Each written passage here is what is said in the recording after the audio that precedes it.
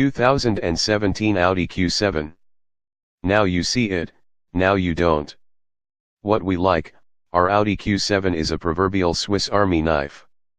The three-row SUV is equally adept at shuttling passengers on long road trips as it is towing a trailer or traveling down a twisty two-lane back road.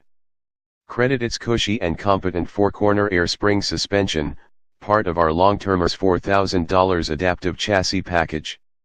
The pricey option is a game-changer that gives the 5,085-pound people mover the lateral fortitude of lighter and lower cars, yet imbues it with the ride comfort of the Audi A8 flagship luxury sedan even on our long-termers' massive 21-inch wheels. What we don't like, the Q7's smallish third-row seat continues to elicit gripes from staff members. A minor issue is the virtual cockpit digital gauge cluster's brightness, which even in its dimmest setting can be blinding at night for some pilots. Use of the big Audi also revealed a few towing-specific quirks while in the hands of senior online editor Kevin Wilson, who towed a small camper for a 2-week road trip. Hooking up the trailer's electrics triggered a tow mode that, most obviously, resulted in the Q7's 8-speed automatic transmission effectively locking out access to its top two gears, dragging fuel economy down to an indicated 10 to 12 mpg, Wilson noted. Tow mode also deactivated the automated emergency braking and lane keeping assist systems. What went wrong? Tires and tech. More than 10,000 miles ago we noticed that the front tires were wearing inconsistently. With just over 20,000 miles on the Q7's odometer, we sprang for a new pair of front rubber at a cost of $727 and had the local Audi dealership give our Q7 in alignment an additional $600 expense. So far, the issue appears to be resolved, but we're continuing to keep a close eye on front tire wear as the Q7 approaches 40,000 miles. Not long after these tire troubles, the Q7's infotainment system began acting up. Multiple drivers reported that the MMI screen would power off, retract into the dash, reboot itself, and then rise back up from the dash as if nothing had happened. As the miles wore on, this behavior increased its frequency dramatically, with the Q7's infotainment system regularly rebooting itself multiple times during the course of a short trip. The Audi has since spent several days at the dealer in search of a fix, but to no avail. We're awaiting the parts to arrive for the latest proposed remedy, a new control unit. We'll see if this rectifies our Q7's infotainment difficulties. Finally, we somehow managed to break the clip for the passenger side sun visor, and replacing the piece set us back a hefty $536. While it was at the shop, we also had the Q7's 30,000-mile service performed. The $261 routine maintenance consisted of an oil change and a general inspection. Where we went, when it wasn't trundling about southeast Michigan, the Q7 went on a quartet of longer road trips over the course of the last 10,000 miles. The first was the aforementioned 2-week, 1,000-plus mile camping jaunt around the state of Michigan. With a nearly 3,000-pound camper in tow, Wilson found that the Q7 and its supercharged V6 engine pulled the additional load readily enough. As it should, considering our Q7 is rated to tow up to 7,700 pounds.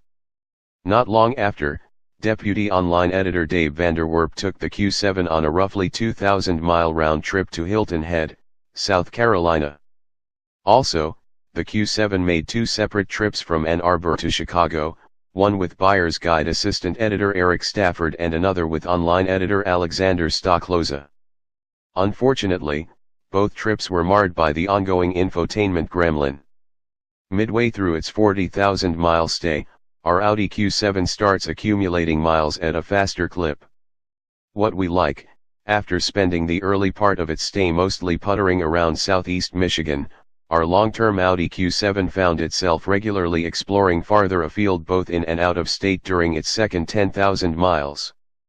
After those road trips, staffers have heaped praise on the Audi's uncommonly refined ride quality, with one declaring the Q7 the best riding vehicle wearing 21-inch wheels.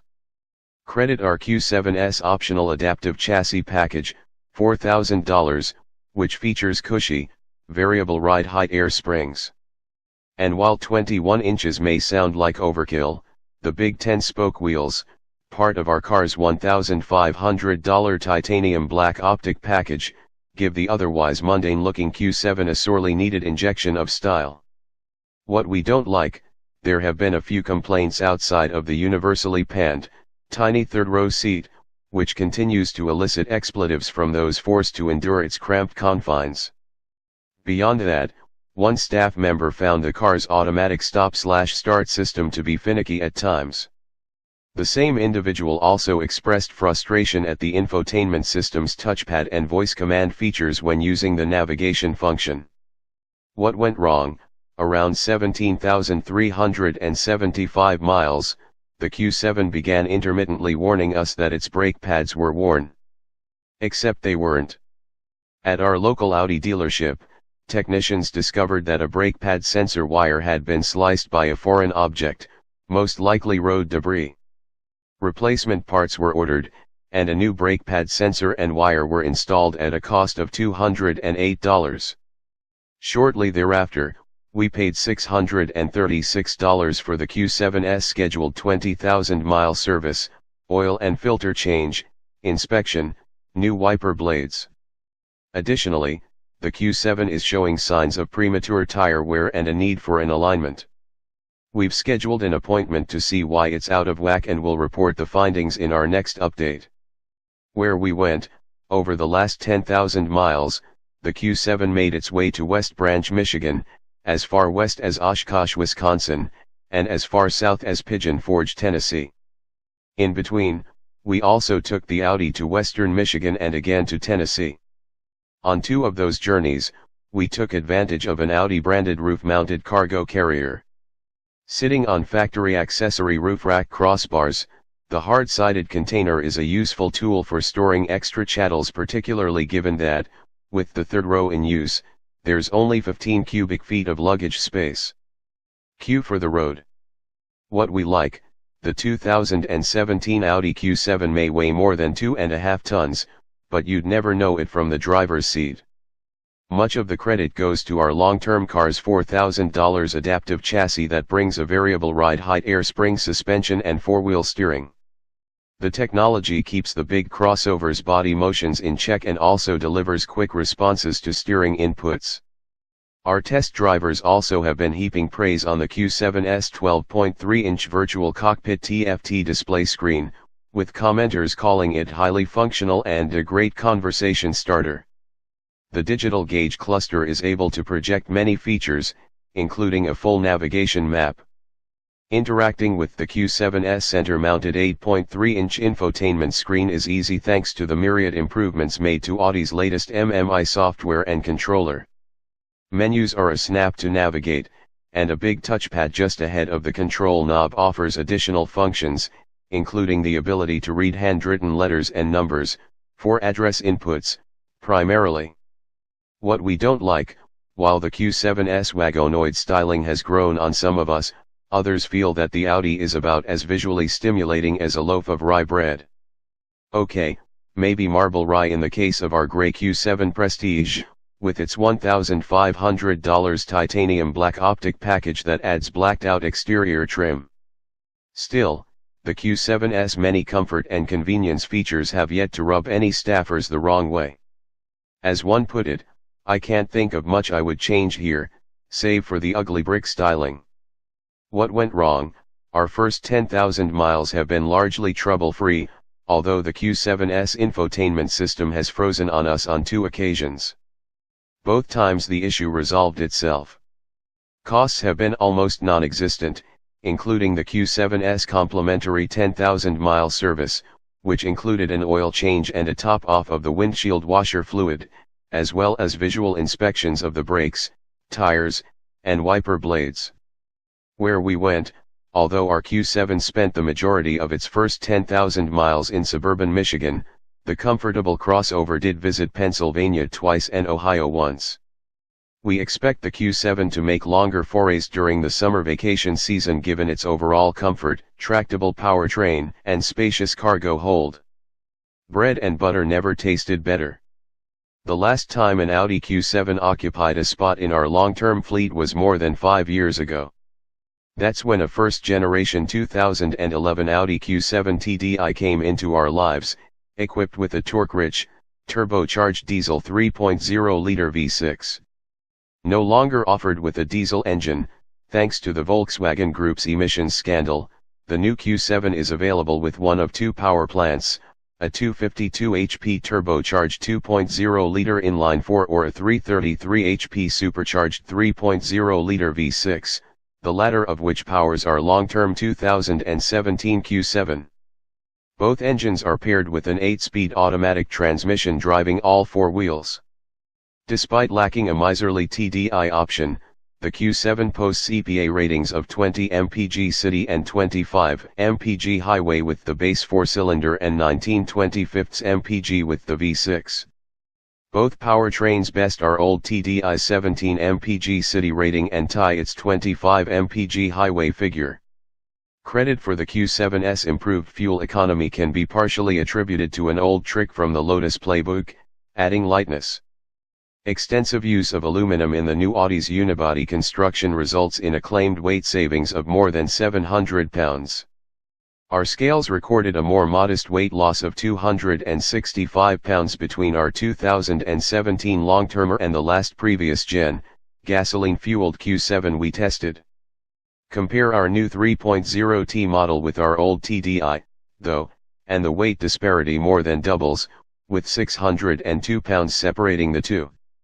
Although still hefty at 5,085 pounds, the new Q7 is surprisingly fleet on its feet. Solid dynamics, Audi's well-executed MMI infotainment system, and a cabin fitted with top-notch materials helped the latest Q7 quickly capture attention during our 10 Best Trucks and SUVs testing, with the model taking home the top prize in the midsize luxury SUV segment. That made a 40,000-mile shakedown a natural next step. Our top-spec, prestige model includes niceties such as LED headlights, a 360-degree view monitor, navigation, a touchpad for the MMI infotainment system, Apple CarPlay and Android Auto functionality, heated and cooled front seats, 4-zone automatic climate control, and Audi's 12.3-inch virtual cockpit TFT display screen in the gauge cluster. We added a host of items to our graphite gray metallic Q7, including the $4,000 adaptive chassis package, which brings a variable ride height air spring suspension and four-wheel steering, and the $2,400 driver assistance package consisting of adaptive cruise control, automatic high beams, automated emergency braking, and a lane keeping assist system.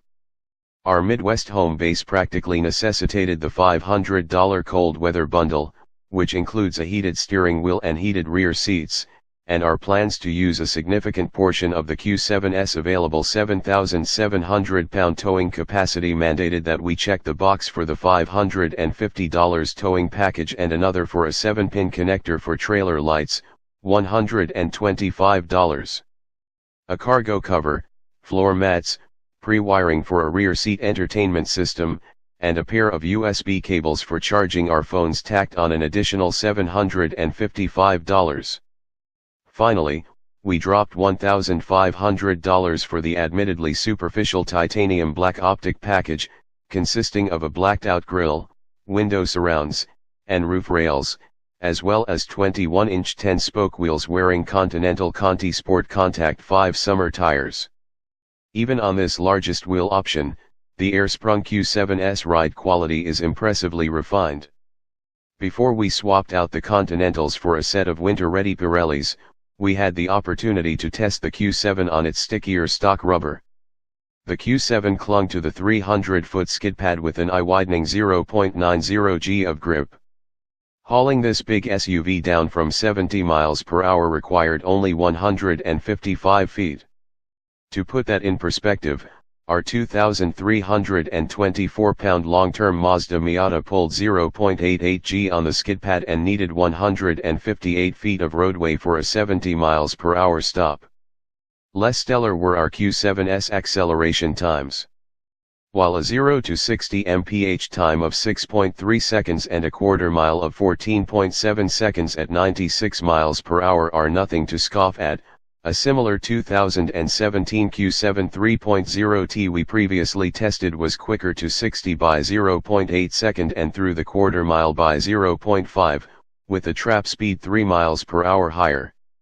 We'll see whether those figures improve once our Q7 turns 40,000 miles.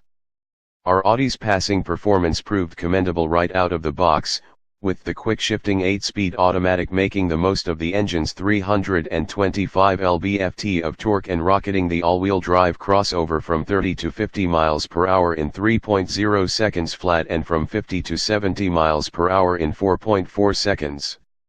With no major long-haul trips undertaken yet, our observed fuel economy of 19 mpg is 2 mpg below the EPA's combined figure. We expect fuel mileage to rise as this comfortable and competent 7-seat cruiser starts traveling farther afield.